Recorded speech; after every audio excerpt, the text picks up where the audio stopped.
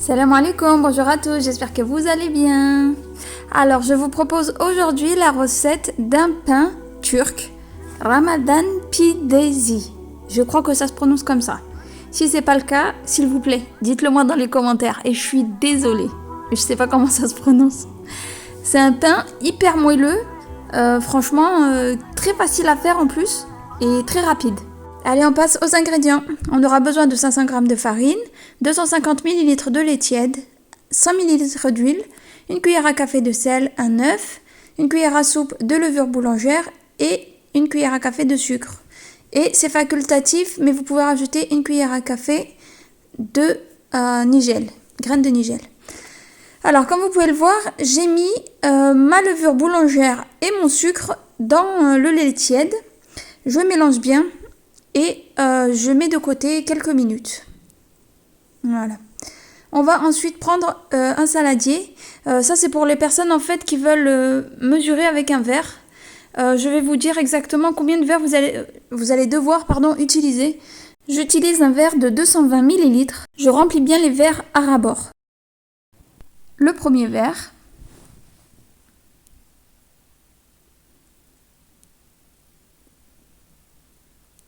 Notre deuxième verre.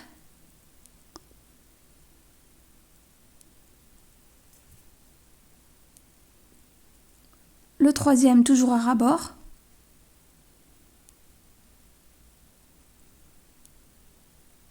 Et le dernier, qui n'est pas plein, il est rempli aux 3/4 seulement. Voilà, 3/4. On va ensuite rajouter donc dans notre farine le sel. On va venir mélanger. On va ensuite rajouter nos graines de nigel, mais c'est facultatif. On vient ensuite rajouter notre levain, donc notre lait mélangé à la levure boulangère et au sucre. Et on vient mélanger. D'habitude, je le fais au robot, mais cette fois-ci, je l'ai fait à la main. Justement pour vous montrer que c'était hyper simple en fait de le faire à la main et que franchement, c'était très rapide. C'est une pâte vraiment facile à travailler. Donc on mélange bien. Comme vous avez pu voir, j'ai rajouté l'œuf entier. Je vais ensuite rajouter mes 100 ml d'huile, donc mon demi-verre d'huile. Pour les personnes qui mesurent avec un verre, je vous mettrai l'équivalence sous la barre d'infos.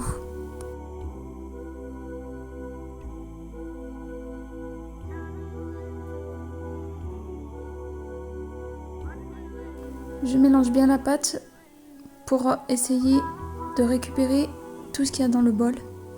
Voilà. Je vais maintenant venir travailler la pâte sur mon plan de travail. Quelques minutes, légèrement.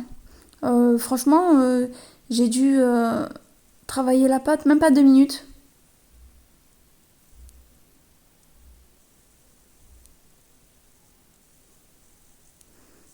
Voilà. Ce que je vais faire maintenant, c'est que je vais bouler ma pâte et je vais la laisser reposer 5 minutes à couvert. Les 5 minutes sont passées et je vais retravailler la pâte. Si je fais ça, en fait, c'est pour faciliter le pétrissage de la pâte à la main. Puisque, en fait, en laissant poser la pâte, le gluten se forme et la pâte, en fait, se relâche. Donc, c'est plus facile de la travailler. Et je la pose maintenant dans un saladier pour la laisser pousser environ 1 heure, 1 heure et demie. Il faut qu'elle ait doublé de volume. Donc voilà, après ce temps passé, on voit que la pâte a très bien levé. Donc je prends ma pâte et je viens la diviser en 2 parts égales pour former mes 2 galettes de pain. Donc voilà, je les travaille un peu pour les bouler en fait. Voilà.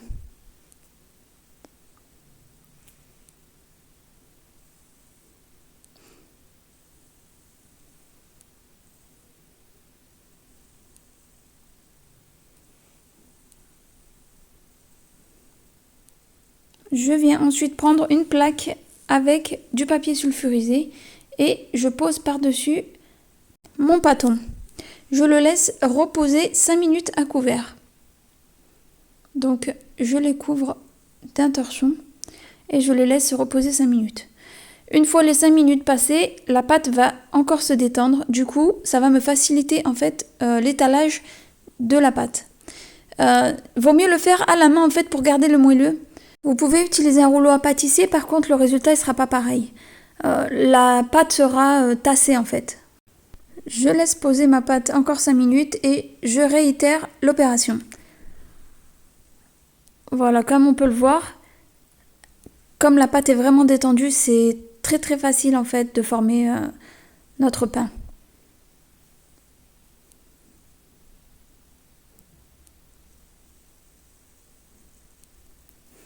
Voilà, une fois que j'ai bien formé donc mon pain, je viens faire avec mes doigts un cercle autour du pain pour former en fait les motifs de ce fameux pain. Et je fais la même chose en quadrillage.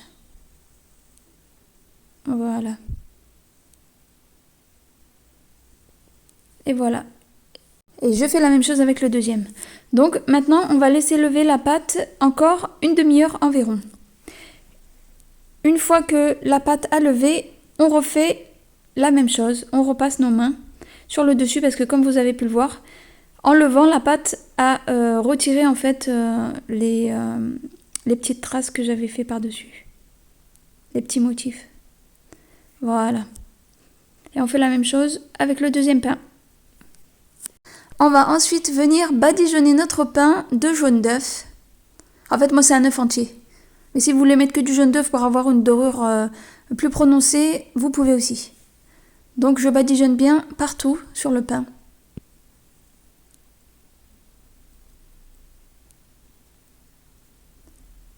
Et je viens mettre les graines de mon choix sur le dessus pour décorer. J'ai mis des graines de nigel et des graines de sésame.